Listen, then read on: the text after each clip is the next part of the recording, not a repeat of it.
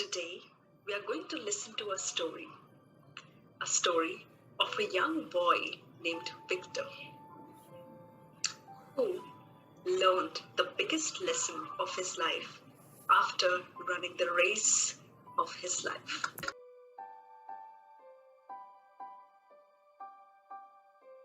He was a young boy of 12 years of age. He used to live in a small village on these mountains. He had sharp long eyes on his round whitish face, where curly hair supported by a hairband was his crown. He used to wear vest and shorts on his sweaty body as he was an athlete.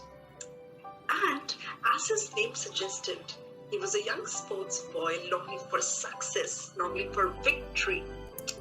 Well, everybody, I'm sure we know many athletes, right? Indian athletes. There have been some very famous athletes at international level. If you would have been an athlete, what would have been your definition of success?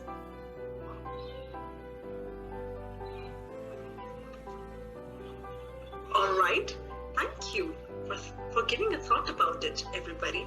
I'm sure you would have multiple responses to it. For some, it can be proving their own worth. For others, it can be making their parents, their country, and their teachers proud on them. But since for Victor, winning at home was everything, and success was measured only by victory. The number of races you win, the positions you get in that, number of people you beat was victory for Victor. That's what he was encouraged to do throughout. Once, like many other races, the boy was preparing for a race in his small village, and there were two other boys who were competing against him.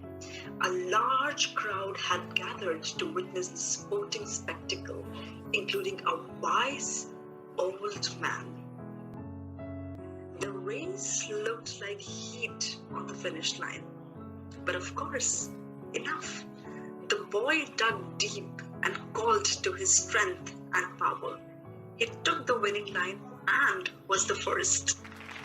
The crowd was delighted, cheered up, and waved to the boy. Well, the old wise man remained motionless and calm, not expressing any feelings. Can you think why? Why did the old man do that?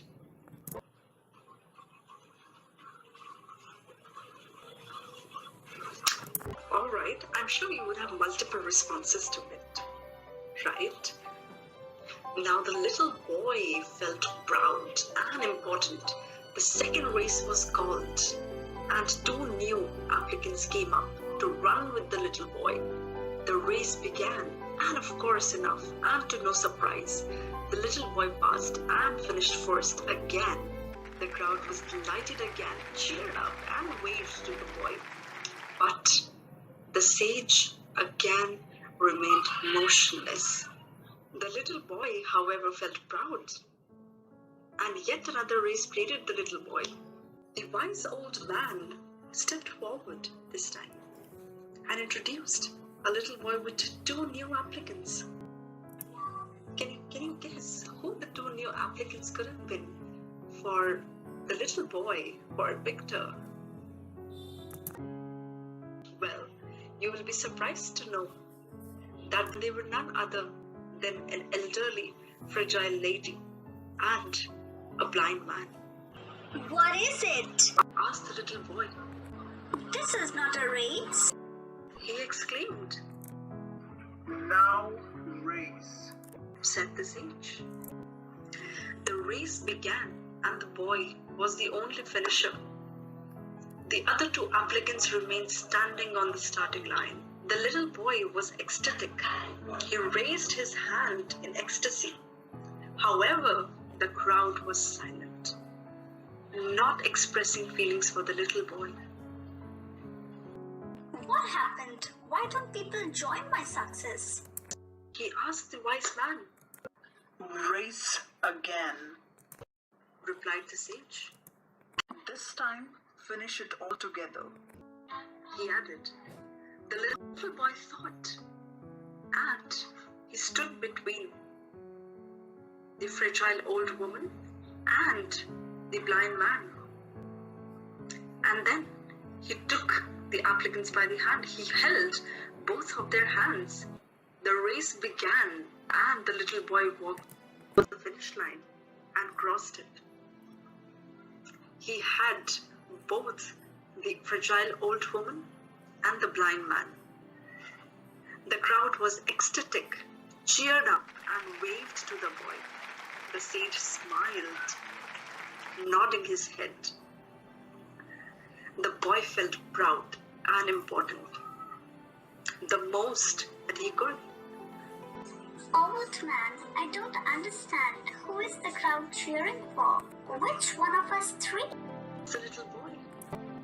The wise old man looked into the eye of a little boy, putting his hands on the boy's shoulder, and answered quietly. Little boy, you won much more in this race than in any race you have ever won. And in this race, the crowd cheers for not any winner. He concluded.